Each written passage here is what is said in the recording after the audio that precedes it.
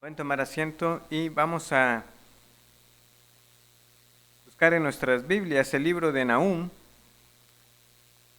Voy a leer para ustedes el primer capítulo de manera completa. Recordar brevemente lo que hemos aprendido en la semana pasada que iniciamos con este libro y la porción en la que estaremos meditando el día de hoy. Dice así: Profecía sobre Nínive, libro de la visión de Nahum de Elcos. Jehová es Dios celoso y vengador. Jehová es vengador y lleno de indignación. Se venga de sus adversarios y guarda enojo para sus enemigos. Jehová es tardo para la ira y grande en poder, y no tendrá por inocente al culpable. Jehová marcha en la tempestad y el torbellino, y las nubes son el polvo de sus pies. Él amenaza al mar y lo hace secar, y agosta todos los ríos. Basán fue destruido, y el Carmelo, y la flor del Líbano fue destruida. Los montes tiemblan delante de él, y los collados se derriten. La tierra se conmueve a su presencia, y el mundo y todos los que en él habitan. ¿Quién permanecerá delante de su ira? ¿Y quién quedará en pie en el ardor de su enojo? Su ira se derrama como fuego, y por él se hienden las peñas. Jehová es bueno, fortaleza en el día de la angustia, y conoce a los que en él confían. Mas con inundación impetuosa consumirá a sus adversarios, y tinieblas perseguirán a sus enemigos. ¿Qué pensáis contra Jehová? Él hará consumación, no tomará venganza 2 veces de sus enemigos. Aunque sean como espinos entretejidos y estén empapados en su embriaguez, serán consumidos como hojarasca completamente seca. De ti salió el que imaginó mal contra Jehová, un consejero perverso. Así ha dicho Jehová: aunque reposo tengan y sean tantos, aun así serán talados, y él pasará. Bastante te ha afligido, no te afligiré ya más, porque ahora quebraré su yugo de sobre ti, y romperé tus coyundas. Mas acerca de ti mandará Jehová, que no quede ni memoria de tu nombre. De la casa de tu Dios destruiré escultura y estatua de fundición. Allí pondré tu sepulcro, porque fuiste vil. He aquí sobre los montes los pies del que trae buenas nuevas, del que anuncia la paz. Celebra, oh Judá, tus fiestas, cumple tus votos, porque nunca más se volverá a pasar por ti el malvado, pereció del todo. Esta es la palabra del Señor. Como les decía entonces, la semana pasada iniciamos con el libro de Nahum, y sabemos realmente poco del profeta, o sea, es decir, este es su nombre, Nahum, que significa este consuelo que viene de parte del Señor y que habitó en una región llamada Elcos, aunque realmente sin certeza no podemos afirmar cuál fue este lugar. Lo que sí podemos delimitar de una mejor manera fue el periodo en el cual él estuvo activo como profeta. Por la mención que tenemos de la ciudad de Tebas en el capítulo 3, versículo 8, la cual también fue atacada por los sirios, podemos nosotros saber de que Nahum profetizó después del año 660 a.C. y que Nínive como tal fue destruida en el año 612 a.C. Entonces, en ese periodo podemos ubicarlo, y eso también nos ayuda para saber que entre la predicación de Jonás y la de Nahum y la caída definitiva de Nínive, nosotros lo que podemos tener es un periodo entre 100 y 150 años. Jonás, como vimos, nos relata cómo esta ciudad estaba en ascenso.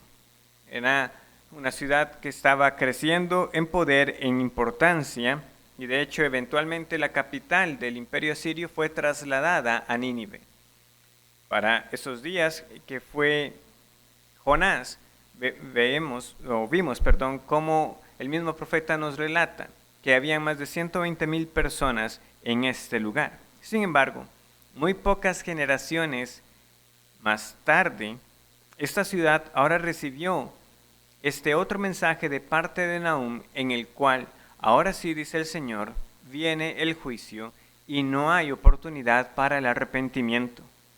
Estos hechos nos sirven para entonces tener el marco histórico para nuestra comprensión de Nahum, pero también para nuestra propia consideración. Dios es lento para la ira y grande en misericordia, pero no tendrá por inocente al culpable, y ejecutará su castigo sobre los que no se arrepintieron. Y este Dios, vengador y justo, es también poderoso y bueno, un refugio en el día de la angustia. La respuesta apropiada ante su majestad e ira es confiar en Él, creer en aquel que Él envió, al Hijo, a quien el mar y los vientos obedecen y a quien también hemos de obedecer como nuestro Señor. Ese es entonces el marco con el cual abordamos ahora la segunda parte de este capítulo 1. A partir del verso 9 hasta el final, versículo 15 será nuestro pasaje esta mañana. Los primeros 8 versículos entonces nos dan ese contexto, quién es el instrumento humano que viene con el mensaje divino, el mensaje del Señor, y esta porción poética, un salmo, ¿verdad?, que algunos señalan en el original como un poema con un acróstico que no está completo, pero da esa idea de que intencionalmente se quiso acomodar de esta forma. ¿Cómo vamos a abordar esta segunda parte de la profecía? Bueno, vemos que ahora sí está dirigiéndose ya a alguien en particular, ¿verdad? Porque está hablando en el versículo 14, mas acerca de ti mandará Jehová. ¿Quién es este sujeto que está recibiendo estas palabras? Claramente es Nínive, ¿verdad? Porque el capítulo 1, versículo 1 nos dice que es la profecía sobre Nínive. Por eso Nahum introduce de qué se trata su profecía, pero no vuelve a mencionar a Nínive, sino hasta el capítulo 2. Pero nosotros ahora sí sabemos, teniendo el sujeto, que ahora esta porción de los versículos 9 al 15 ya va más propiamente a Nínive. Los versículos del 1 al 8 era una declaración más general de este poder del Señor, que Él tiene dominio sobre las naciones, sobre la creación y por supuesto sobre la vida de los hombres. Pero ahora aquí del 9 al 15, ahora sí tiene palabras ya dirigidas para los asirios y en particular para Nínive, así como también tiene palabras para su pueblo. Y tenemos entonces 3 puntos sencillos para guiarnos esta mañana. El primer punto es la promesa de Dios para los que se oponen. En segundo lugar, la promesa de Dios para los que confían en Él. Y en tercer lugar, la promesa mayor de Dios. Entonces veamos en primer lugar la promesa de Dios para los que se oponen a Él. Dice el versículo 9. ¿Qué pensáis contra Jehová? Él hará consumación, no tomará venganza 2 veces de sus enemigos. Dios tiene un mensaje también para los que se oponen a Él. Y es una promesa en el sentido de que Dios les va a decir, esto es lo que yo voy a hacer. Pero en el fondo es una necedad.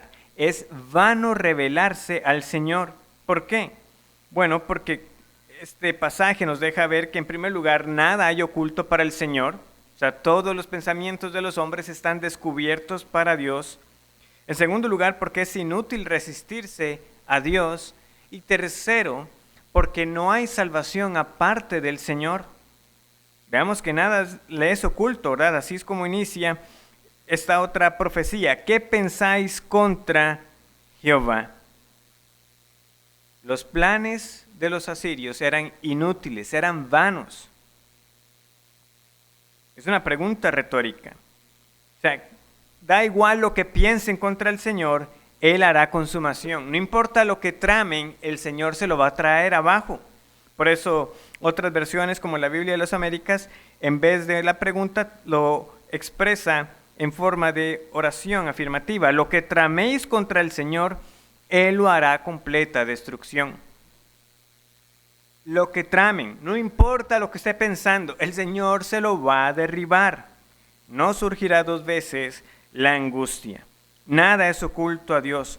Lo que se habla en la cámara más secreta, el correo electrónico cifrado, las contraseñas más extrañas que alguien pueda pensar para proteger cierta información y los pensamientos que tenemos en nuestra cabeza de los que estamos seguros nadie puede adivinar qué cruza por ellos, todo eso está completamente expuesto al Señor. Y eso es cierto tanto de las naciones como de cada individuo. Un proverbio conocido es el Proverbios 16, donde leemos nosotros estos dos versículos. Vamos a leer en primer lugar Proverbios 16:1.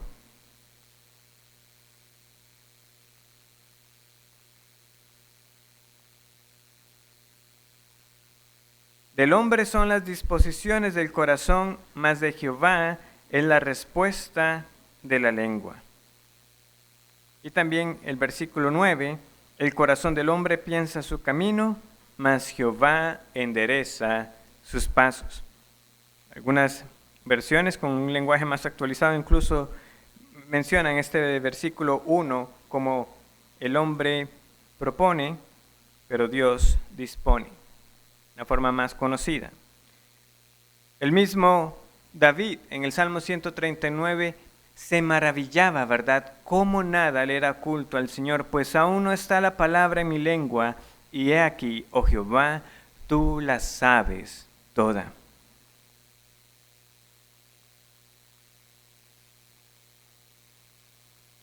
En el pasado, hablando respecto al pasado para Nahum, cuando él dijo esta profecía, ¿qué había pasado entre los asirios y los de Judá? Bueno, los asirios realmente sí lograron invadir a Judá.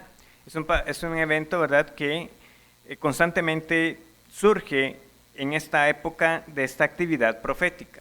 Los asirios invaden Judá, destruyen varias ciudades a su paso y finalmente rodean a Jerusalén. Esto fue en los días de Sennacherib. Y sabemos con cuánta jactancia ellos llegaron y amenazaron, ¿verdad?, de que ellos iban a conquistarlos, que por favor se entregaran voluntariamente, porque todas las demás naciones nada pudieron hacer, que era inútil que se resistieran. Pero no pudieron dominarlo por completo. Es ese plan perverso el que posiblemente tenemos aludido en el versículo 11. De ti salió el que imaginó mal contra Jehová, un consejero perverso, porque ese fue el plan de Sennacherib, tratar de conquistar a Judá. Eso fue lo que tramaron, eso fue lo que planearon. De hecho, en las evidencias arqueológicas que se han encontrado de los asirios, hablan de cómo ellos llegaron a realizar esta invasión y cómo llegaron a rodear a Judá. Sennacherib imaginó que tendría a Judá cautiva como lo hizo con Israel, ¿verdad? Porque el reino del norte sí cayó, presa de los asirios. Y hablando de hallazgos arqueológicos, hay un objeto que se conoce como el prisma de Sennacherib. Una figura, ¿verdad?, que tiene 6 caras y ahí tiene esa escritura como se conocía en aquel entonces, cuneiforme, ¿verdad?, donde desde la óptica de los asirios relatan cómo les fue con esa conquista de Judá. Llama la atención que, por supuesto, hay ciertas cosas que mencionan ahí que coinciden con el relato bíblico, pero hay otras cosas que ya no. Por ejemplo, Sennacherib reporta que fueron ellos los que se llevaron más de 200,000 personas cautivas. No reportan nada de que fueron ellos los que perdieron más bien a más de 185,000 soldados. ¿Y por qué digo que claramente, y nosotros sabemos de qué lado está la mentira?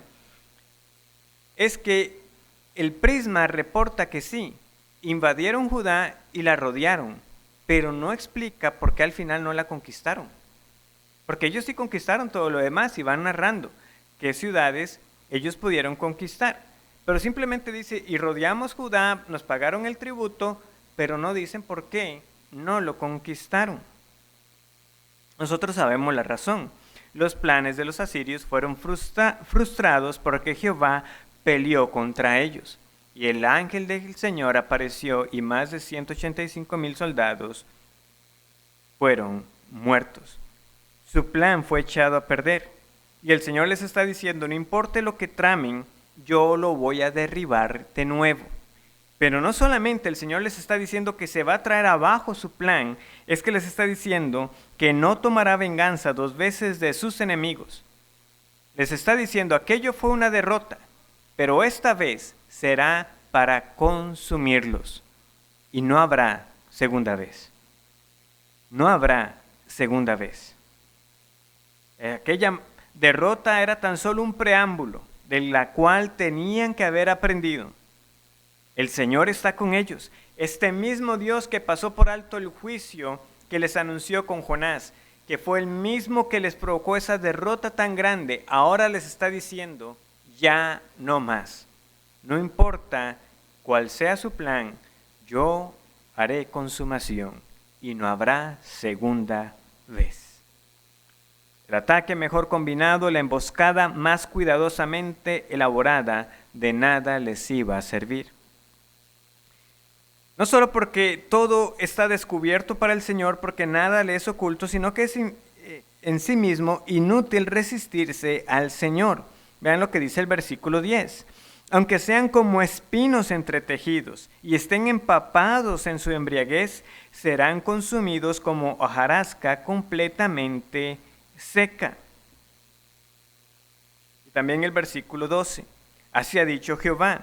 Aunque reposo tengan y sean tantos, aún así serán talados y él pasará. Los asirios aquí están siendo representados como un pueblo numeroso, como espinos que han crecido tanto que se han entrelazado entre ellos, que es difícil venir y sacar tan solo un espino. Se quieren hacer ver como árboles fuertes. Están empapados en su embriaguez, están confiadamente, ¿verdad?, teniendo sus banquetes, sus excesos, tomando hasta emborracharse. Están en reposo, están muy confiados.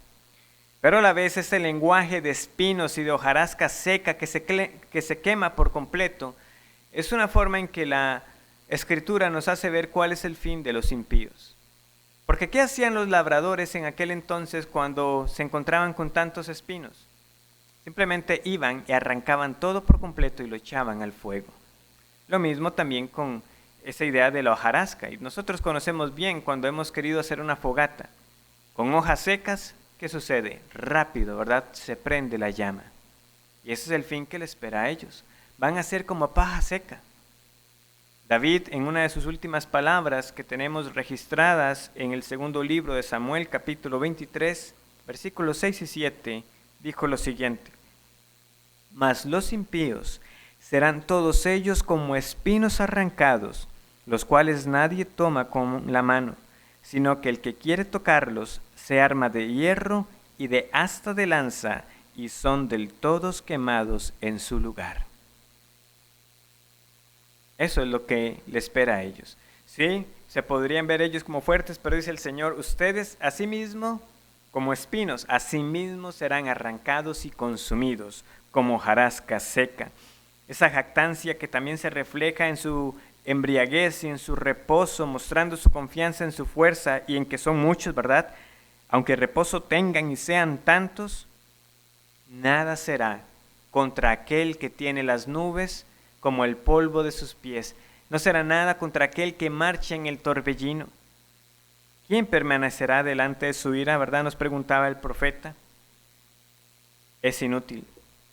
Es inútil la rebelión contra Dios. Él conoce todo lo que hay en nosotros. Nosotros nada podemos hacer ante la fuerza de su poder. Esta misma borrachera también de hecho nos sirve para ver la imagen, no solamente de ellos confiados por un lado, pero ¿qué pasa con la persona también cuando está ebria? Poca resistencia puede ofrecer. Ese mismo cuadro es el que el Señor también nos ilustra aquí con el profeta. Sí, están confiados, pero precisamente esa confianza será la causa de su derrota. Una persona ebria no tiene, ¿verdad?, el uso pleno de sus facultades, como dice un comentario bíblico, porque los borrachos, aunque alegres y atrevidos, son débiles y fácilmente derribados. Así la insolente confianza en sí mismos de los asirios precipitará su destrucción por Dios. De hecho, Juan Calvino también en su comentario decía, hasta un niño puede venir y empujarlos, ¿verdad? A los que están así ebrios, haciendo ver entonces que ninguna resistencia podrían ellos ofrecer contra el Señor. Finalmente, es inútil rebelarse contra el Señor, no solo porque nada le es oculto, no solamente porque Él es todopoderoso y no importa cuántos fueran ellos en número, sino porque en última instancia, este que viene a juzgarles a ellos es el único que puede salvar. Es que aparte de Dios no hay salvación. La única esperanza que ellos tenían era precisamente que este Dios les salvara, pero ellos se rebelaron. El único que puede salvar del juicio de Dios es Dios mismo. Él es el que tiene el poder para salvar y para condenar, para perdonar y para castigar. Es interesante que cuando Sennacherib invadió a Judá, y parte de esa jactancia que ellos tenían fue como se dejaron decir que los dioses de las otras naciones nada pudieron hacer, porque claro, no eran Dios. ¿Qué es lo que leemos nosotros en el segundo libro de Reyes, capítulo 18? Aquí en uno de los relatos que tenemos acerca de esta invasión, los mensajeros que envió Sennacherib dijeron lo siguiente. Segundo de Reyes, capítulo 18, versículo 33. ¿Acaso alguno de los dioses de las naciones ha librado su tierra de la mano del rey de Asiria? ¿Dónde está el Dios de Amad y de Arfad? ¿Dónde está el Dios de Sepharvaim, de Ena y de Iva? ¿Pudieron estos librar a Samaria de mi mano? ¿Qué Dios de todos los dioses de estas tierras ha librado su tierra de mi mano, para que Jehová libre de mi mano a Jerusalén? Pero el pueblo calló y no le respondió palabra, porque había mandamiento del rey, el cual había dicho, no le respondáis. Ellos llegaron con ese atrevimiento, nosotros hemos conquistado, ¿y dónde han estado esos dioses? Pero ahora es a ellos a quien se le invierte la situación, porque precisamente ahora se le podía decir a los asirios, ¿y dónde estuvo Ninurta, y Nusco, y Nimrod, Enlil, Istar? Y podemos continuar con la lista de dioses asirios. ¿Dónde estuvieron sus dioses cuando Jehová vino a castigar a Nínive? ¿Dónde? Ni tampoco Nisroch, ¿verdad? Que luego se nos menciona que Sennacherib fue y se postró ante este dios Nisroch, y que sus hijos ahí mismo le asesinaron. Por eso el versículo 14 muestra lo que el Señor le dice a Nínive. Mas acerca de ti mandará Jehová, que no quede ni memoria de tu nombre. De la casa de tu Dios destruiré escultura y estatua de fundición. Allí pondré tu sepulcro, porque fuiste vil. Los asirios tuvieron muchos dioses, pero aquí posiblemente, como les digo, la referencia pudiera ser a este Nisroch que se nos menciona que Sennacherib adoró en Nínive. Pero en todo caso, ¿dónde estuvieron los dioses de los asirios cuando Jehová vino con su poder? La que fuera la gran ciudad habitada por más de 100,000 personas no resistió. Nada queda de ella, de Nínive, sino simplemente los restos necesarios para saber que ahí estuvo alguna vez. Eso es lo que queda. El Salmo 2, un salmo frecuentemente citado en el Nuevo Testamento, es un buen comentario de la Biblia misma, de esta profecía de Nahum, porque muchos piensan cosas vanas, traman cosas vanas, dice el Salmo. Pero ¿qué es lo que responde el Señor? Dice el Salmo 2, ¿por qué se amotinan las gentes y los pueblos piensan cosas vanas? Se levantarán los reyes de la tierra, y príncipes consultarán unidos contra Jehová y contra su ungido, diciendo, rompamos sus ligaduras y echemos de nosotros sus cuerdas. El que mora en los cielos se reirá. El Señor se burlará de ellos. Luego hablará a ellos en su furor y los turbará con su ira. Pero yo he puesto mi rey sobre Sión, mi santo monte. Hay uno que es el rey, solamente nuestro Señor Jesucristo. No importa lo que las naciones tramen, aún se unan todas ellas, dice el Señor, lo que piensan son cosas vanas. No van a poder resistir. Y eso mismo le sucedió a Nínive.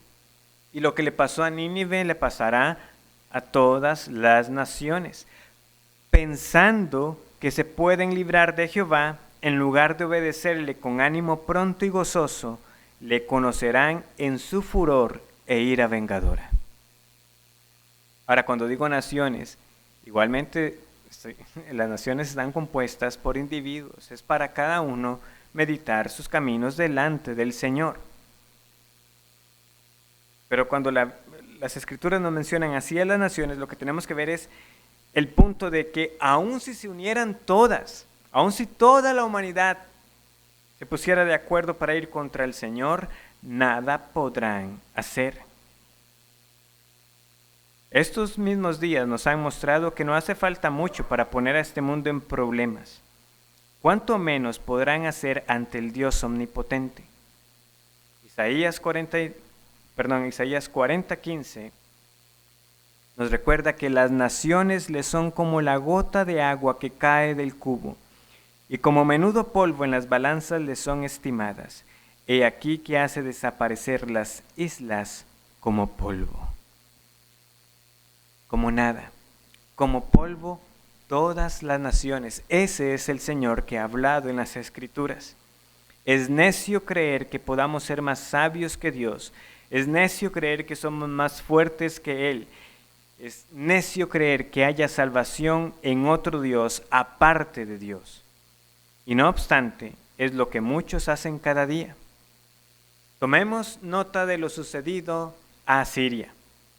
¿Qué podrá hacer usted frente a aquel que ha postrado a cada uno de los grandes imperios de turno?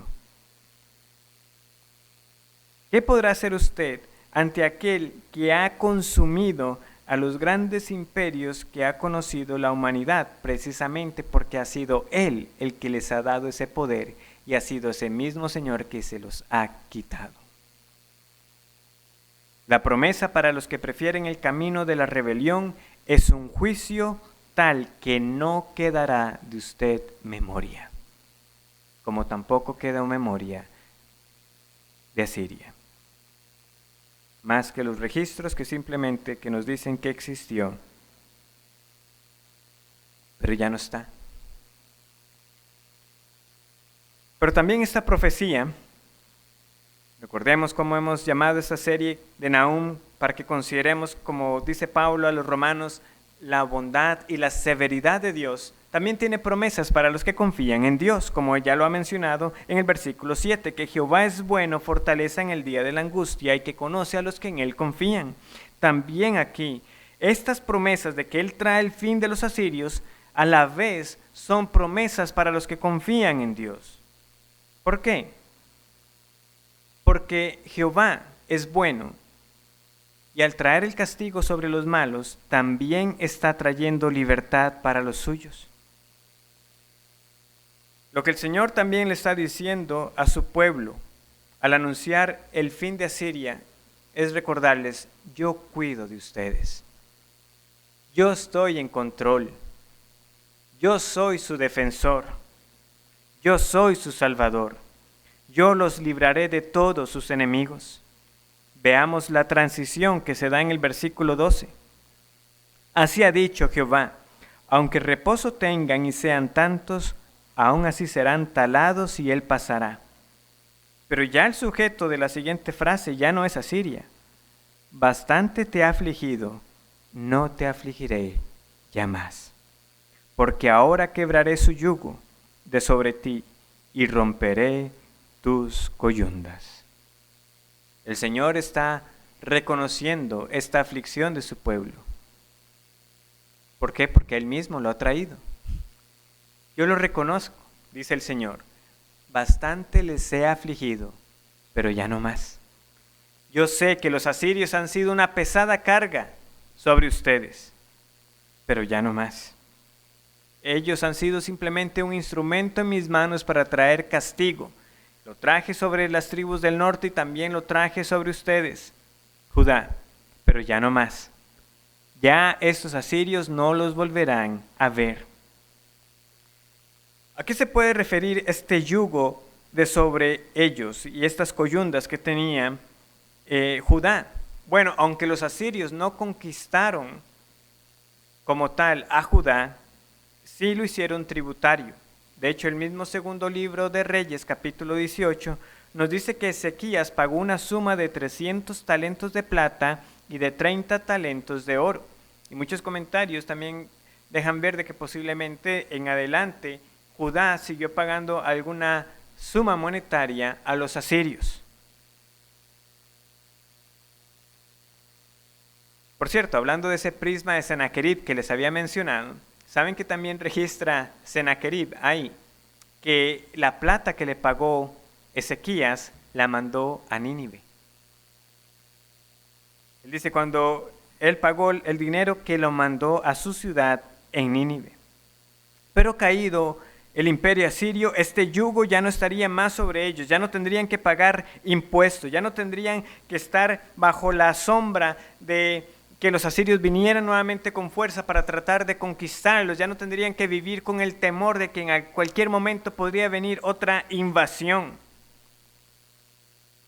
Y aunque es cierto que el norte no volvió a ser libre como tal de los asirios, como sí lo fue Judá por un tiempo hasta que llegó la caída por los babilonios, lo cierto es que estas palabras se cumplieron como tal, es decir, ya los asirios no tenían dominio sobre el pueblo del Señor, ni sobre el norte, ni sobre Judá. Al juzgar Dios, no solamente está trayendo entonces el juicio sobre los malvados, sobre los culpables, sino que también está libertando a los suyos.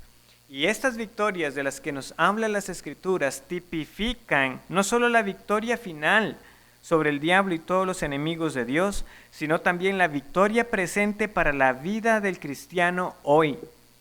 La vida de victoria sobre el pecado, porque tal es el lenguaje del Nuevo Testamento, que nos indica que aparte de Cristo, que somos nosotros, sino esclavos del pecado, que estamos dominados por nuestros deseos pecaminosos, pero el Señor liberta.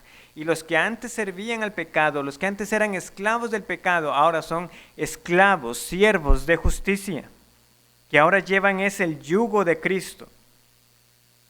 Llevan esa carga que es ligera de parte del Señor. ¿Ha conocido usted esa libertad?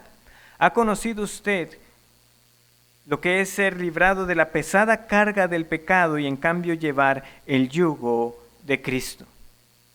Es lo que tenemos que ver. El Señor sigue salvando, el Señor sigue tratando con poder en nuestros días. Y si nos queda alguna razón de cómo he hecho este salto de hablar de las invasiones de los asirios a este mensaje del Evangelio que nos habla de la libertad del pecado, consideremos entonces la promesa mayor que también está aquí en Nahum, versículo 15. He aquí sobre los montes los pies del que trae buenas nuevas, del que anuncia la paz. Celebra, Judá, tus fiestas, cumple tus votos, porque nunca más volverá a pasar por ti el malvado, pereció del todo. Este verso tiene palabras muy conocidas, ¿verdad? He aquí sobre los montes los pies del que trae buenas nuevas, del que anuncia la paz.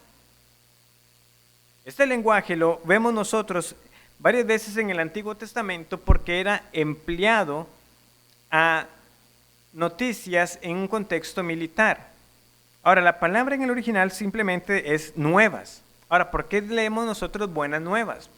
Porque usualmente ese mensajero era para llevar buenas noticias acerca del resultado de la batalla, aunque no necesariamente. Por ejemplo, podemos recordar al hombre que llegó a David muy contento a contarle acerca de las nuevas, leemos, de la muerte de Saúl. Y el hombre pensó que llevaba una buena noticia. Y David luego cuenta más adelante. Y aquí que vino alguien pensando que traía buenas nuevas y murió, ¿verdad? Porque ese hombre se atribuyó a sí mismo que colaboró en la muerte de Saúl. También luego podemos recordar cuando Absalón se rebeló contra David, ¿verdad? Su hijo, Absalón, que se rebeló contra David, su padre, que David está ansioso esperando resultados de esa batalla. Y hay dos personas que corren con las noticias. Y entonces, cuando él dice, ¿a quién ves? Veo el correr de uno como tal, ese es hombre de bien, trae buenas nuevas. Ese es el contexto, ¿verdad? Militar, de dar esas noticias de la victoria. De hecho, esta también era la forma en que se encuentra en mucha literatura clásica. De hecho, uno de los relatos más conocidos quizás es el de este hombre llamado Filípides, ¿verdad? Algunos quizás sepan este dato como trivia, ¿verdad? De por qué es que las maratones se corren con 40 kilómetros y que aparentemente, ¿verdad? Este hombre corría largas distancias. Y en una de esas noticias que dio corriendo de Maratón a Atenas, que corrió una distancia de 40 kilómetros, exclamó la victoria, hemos vencido, ¿verdad?, sobre los persas, y que finalmente por el esfuerzo ahí cayó exhausto y murió. Bueno, sin duda, Nahum 1.15 nos recuerda uno de los versos más conocidos que tenemos acerca de las buenas nuevas y que está en Isaías 52.7. Cuán hermosos son sobre los montes los pies del que trae alegres nuevas, del que anuncia la paz, del que trae nuevas del bien, del que publica salvación, del que dice a Sión, tu Dios reina. Esas son las buenas noticias. Pero esto es lo curioso. Isaías, ¿verdad? Si armamos la línea de tiempo, fue antes de Nahum. E Isaías está diciendo eso en el contexto de ¿qué? De la invasión de los babilonios. Babilonia se llevaría cautivo a Judá, pero viene el mensaje del profeta y les dice, pero no será para siempre, el Señor los va a libertar. Estas son las buenas nuevas, proclamen esto, ¿verdad? Desde los montes, que se escuche, tu Dios reina. Pero Nahum viene también inspirado por el Señor y dice palabras muy similares, pero ahora las dice respecto a los asirios. De hecho, fue este mismo rey Ezequías, ¿verdad? Después de que fue librado de los asirios, que Isaías le dijo, vamos a ser cautivos de los babilonios. Y Ezequías dijo, bueno, al menos no será en mis días. Pero más adelante, todo Judá cayó cautivo de los babilonios.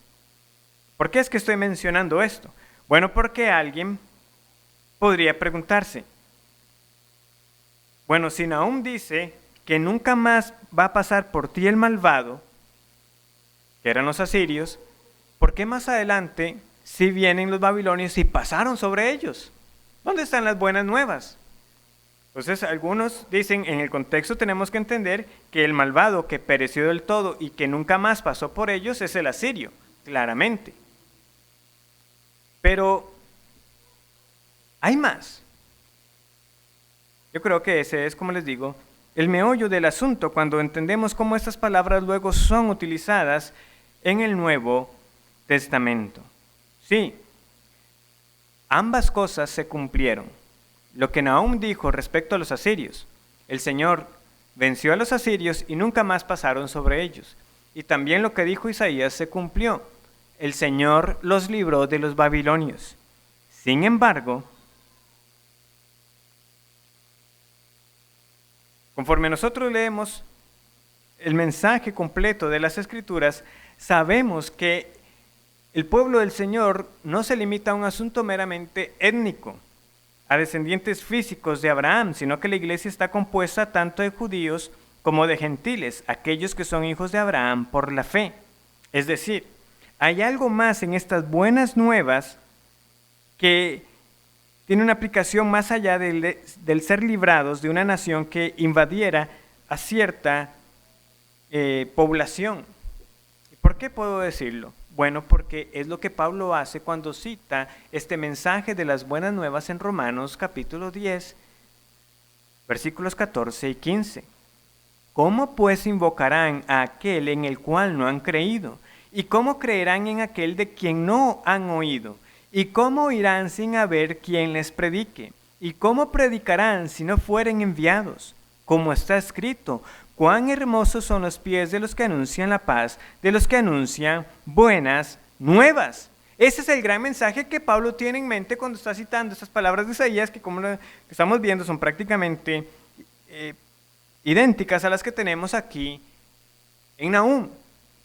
Este mensaje que se proclama de las buenas nuevas. Sí, históricamente lo que Nahum profetizó se cumplió y lo que Isaías cumplió también profetizó también se cumplió, pero a la vez estas profecías nos anuncian una paz mayor que sobrepasa el hecho de las invasiones de los tiempos antiguos, sino que la paz verdadera y permanente vendría por medio de aquel que es el príncipe de paz, el Mesías prometido, el que hizo la paz entre Dios y los hombres, una paz que iba más allá del ser libertados del imperio de turno.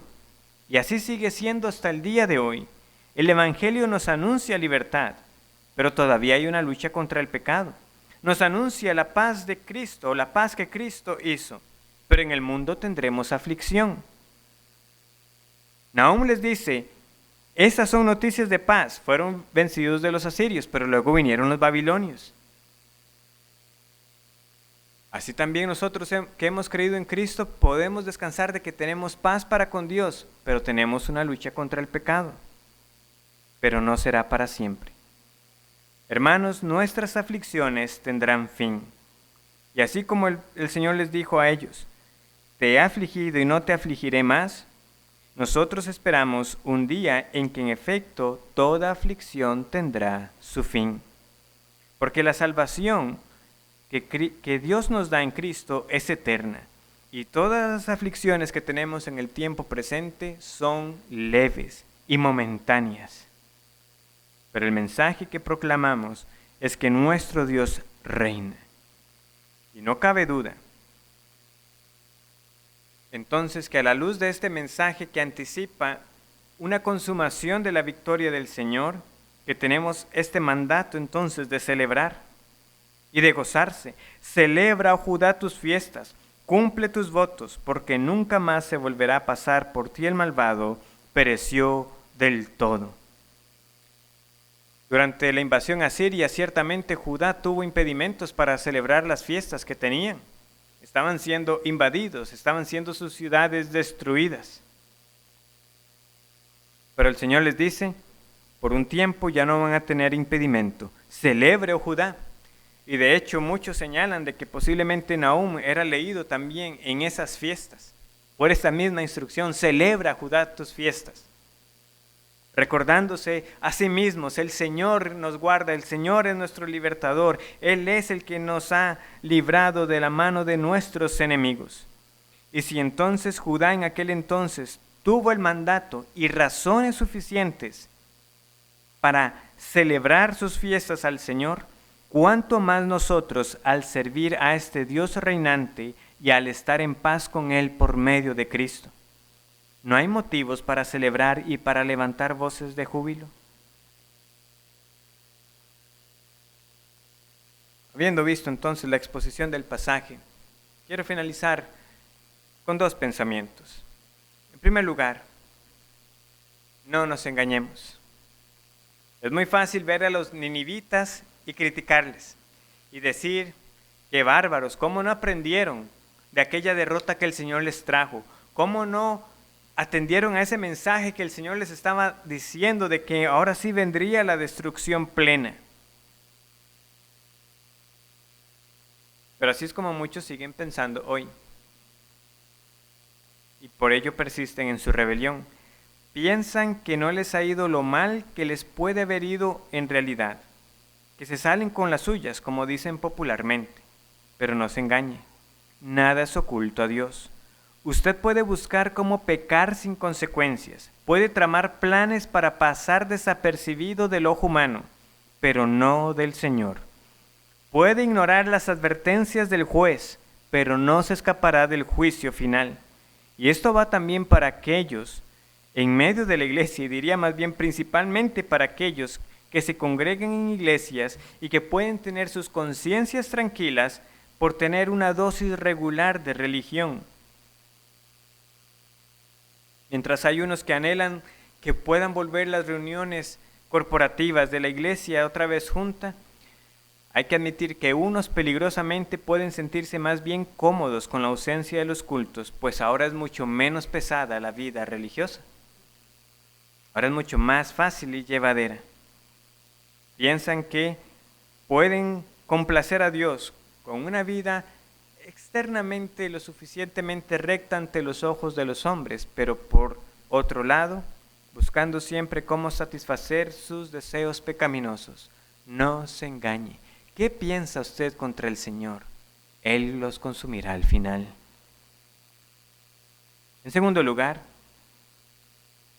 para los creyentes, quiero que meditemos un poco más en esto de la celebración de los cristianos. De hecho, para muchos celebrar es una palabra extraña, no la asocian con el cristianismo. Pero no debería ser extraña cuando uno vive recordando el Evangelio. Cuando recuerdo que estoy en paz con Dios, que mi Dios reina y que Él reina en medio de mis enfermedades, de mis aflicciones y de las duras pruebas, nunca faltarán los motivos para celebrar. Por supuesto, nuestras celebraciones ya no son como aquellas que tuvo el pueblo judío, ¿verdad? Que estaban marcadas en el calendario para fechas específicas y celebradas de cierta manera, y mucho menos tampoco con ningún calendario litúrgico, ¿verdad? Para nosotros, cada domingo podemos recordar la encarnación, la muerte y resurrección de nuestro Señor Jesucristo. Cada domingo nosotros podemos gozarnos de que la tumba no le encerró y que por la fe en este Cristo que vivió sin pecado, que murió y resucitó, tengo perdón de mis pecados, soy feliz, tengo un gozo que no depende de las circunstancias. ¿Conoce usted ese gozo de la vida cristiana? Escribió Pablo a los Corintios, ¿verdad? En la primera carta, capítulo 5, versículos 7 y 8. Limpiaos pues de la vieja levadura para que seáis nueva masa, sin levadura como sois, porque nuestra Pascua, que es Cristo, ya fue sacrificada por nosotros. Así que celebremos la fiesta, no con la vieja levadura, ni con la levadura de malicia y de maldad, sino con panes sin levadura, de sinceridad y de verdad. Hermanos, nosotros estamos en un sentido como estuvo Judá cuando estuvo con ese yugo de los asirios. No podían celebrar sus fiestas.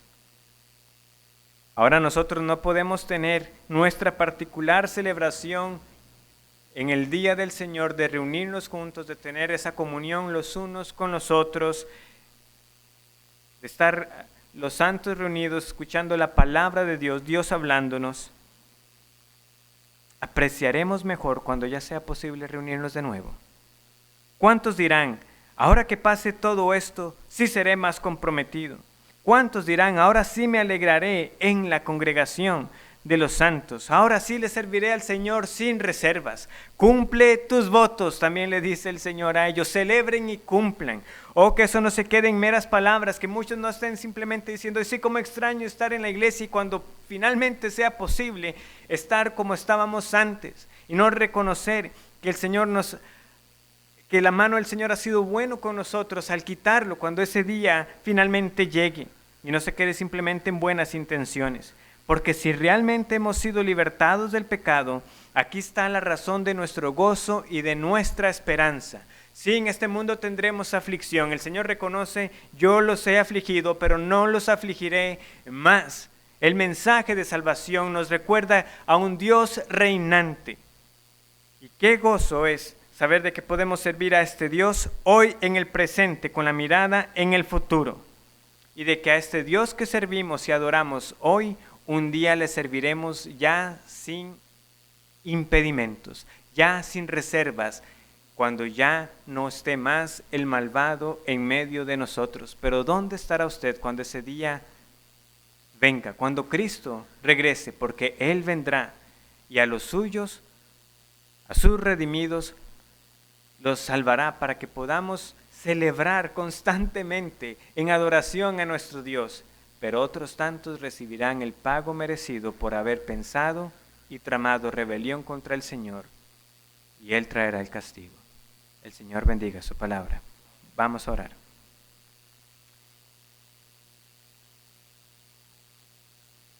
Gracias, Señor, por recordarnos nuevamente el mensaje del Evangelio a través de Nahum, de que hay victoria sobre el pecado. Muchos están con sus mentes ocupadas, y aún nosotros mismos, Señor, preguntándonos acerca de muchas cosas. Pero qué bueno es que venga este mensaje profético a recordarnos nuevamente que proclamamos nuevas de salvación, de que nuestro Dios reina. Tú estás en control.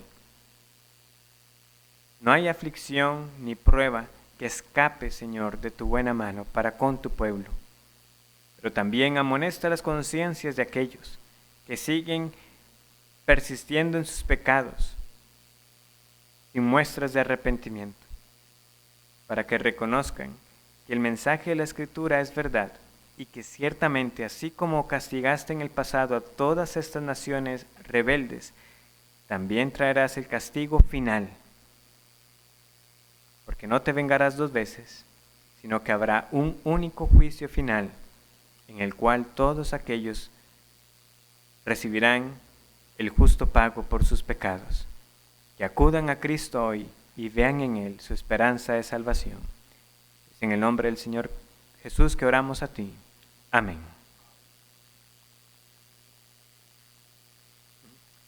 Hermanos, entonces a las 5 de la tarde tendremos la transmisión del culto vespertino. Ahí en sus hogares, nuevamente el Señor les bendiga y sigamos recordando que este es el día del Señor, que tengamos buenos tiempos con nuestras familias.